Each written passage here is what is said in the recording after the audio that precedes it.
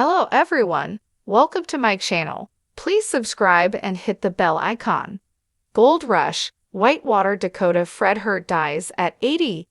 Gold Rush, Whitewater star Dakota Fred Hurt has died at the age of 80. The reality TV star spent the last 10 years of his life gold mining in Alaska with his family, and he leaves behind a legion of fans and his beloved friends and family to mourn his death. Here's what you need to know about the life and death of Dakota Fred Hurt. Dakota Fred Hurt dies at 80. The news that Dakota Fred Hurt died came via his personal Facebook account. In the post, it was announced that he died on Tuesday morning, July 11, at the age of 80. He fought courageously in his battle against cancer, the statement read. It also mentioned that he touched many lives, while many people loved and supported the man. This comes only 4 months after Hurt was diagnosed with stage 4 brain cancer. Thrill of the Hunt Entertainment LLC, of which Fred is the co-owner, revealed the sad news and said it was a shock to Hurt, hitting him like a bolt from the blue. Hurt had gone on adventures that people half his age could never dare, and he said at the time he would fight this cancer like he fought everything else. He promised he would have more adventures in the future. Sadly, the cancer was too much for the man, and he passed away with his family by his side one day after his 80th birthday. Fred's family said that if anyone who loved him wanted to contribute something, they could make a donation to the Mike Rowe Works Foundation in Fred's honor. This is an organization that teaches people valuable skills to help them in their future endeavors. The life of Dakota Fred Hurt. Dakota Fred Hurt was a veteran gold miner from North Dakota. He worked with the Hoffman Group under Gold Rush star Todd Hoffman during their first season at Porcupine Creek. He wasn't there with the group, but ended up sent by the claim owner Earl Foster. Fred ended up kicking Hoffman off the land and bought the claim to mine himself. He owned that claim with Paul Ben and Fred's son, Dustin Hurt. In Season 3, he formed the Dakota Boys, and in Season 4, he added the Cahoon Creek claim to his scrapbooks. He then pulled his entire team out of Gold Rush before Season 5 and started his own show, All That Glitters. Fred returned to the Gold Rush franchise in 2018 with the spin-off series Gold Rush, Whitewater. He took the lead in the show with his son Dustin as they went into the wilderness of Haynesboro, Alaska. They went suction dredge diving in Whitewater creeks for gold. Dakota Fred took some time off from Whitewater after his cancer diagnosis. However, his son Dustin is still a major part of the show.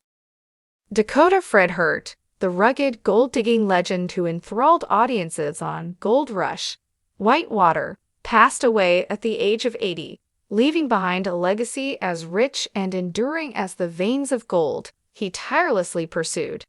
His passing marks the end of an era for fans of the show and the gold mining community, who admired his relentless spirit, iron will, and indomitable presence in the wilds of Alaska.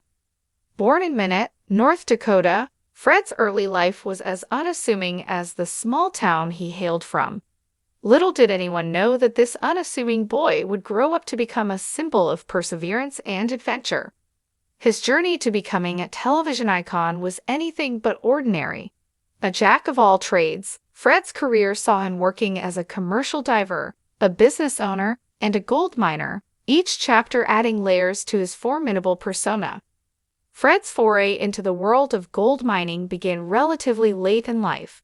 After spending decades underwater as a diver, exploring the depths of the ocean, he decided to turn his gaze toward the rivers and creeks of Alaska. It was a decision that would forever alter the course of his life. The allure of gold, the thrill of the hunt, and the promise of untold riches were too enticing to resist. He packed his bags, left behind the familiar, and embarked on a journey into the wild. Gold Rush, Whitewater premiered in 2018, quickly capturing the hearts of viewers with its raw depiction of the dangers and rewards of gold mining in the unforgiving wilderness. Fred, along with his son Dustin, braved the treacherous rapids, towering waterfalls, and frigid waters of Alaska in search of gold.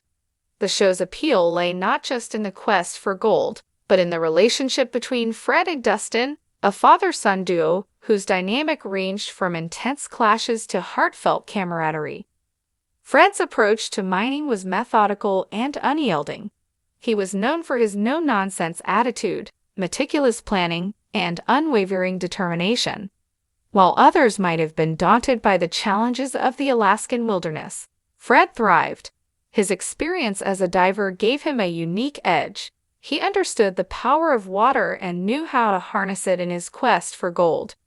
This expertise was evident in the innovative techniques he employed, often diving into icy, turbulent waters to extract the precious metal from the riverbed. What set Fred apart was not just his skill and knowledge, but his sheer tenacity. He faced setbacks with a stoic resilience that inspired those around him. Equipment failures, dangerous weather conditions, and the ever-present threat of injury were all part of the job. Yet Fred never wavered. His motto seemed to be, "If it were easy, everyone would do it." This unyielding spirit earned him the respect of his peers and the admiration of viewers. Off-screen, Fred was a man of many dimensions. He was a devoted family man, fiercely protective of his loved ones. His relationship with Dustin was the heart of Gold Rush, Whitewater, showcasing a bond forged through shared hardships and triumphs. Despite their occasional disagreements, the mutual respect and love between father and son were palpable. Fred's passing is a profound loss for Dustin, who followed in his father's footsteps with the same passion and determination. Fred's life was also marked by a deep appreciation for the natural world. The Alaskan wilderness, with its rugged beauty and untamed majesty, was his playground. He had an almost spiritual connection to the land and water, understanding the delicate balance between human endeavor and nature's power. This respect for the environment was evident in his mining practices, which aimed to minimize the ecological impact while still yielding precious gold. As news of Fred's passing spread, tributes poured in from fans and fellow miners alike. Many spoke of his influence on their own lives, whether through his television presence or personal interactions. Fred was a mentor, a role model, and a source of inspiration for many who dreamed of striking it rich in the wilds of Alaska. His story was a testament to the American spirit of exploration and the enduring allure of the gold rush. In the end, Dakota Fred Hert's legacy is not just measured in ounces of gold, but in the indelible mark he left on the hearts and minds of those who followed his adventures. He reminded us that the true treasure lies not just in the riches we seek, but in the journey itself. Fred's life was a grand adventure, filled with challenges, triumphs, and an unrelenting quest for something greater.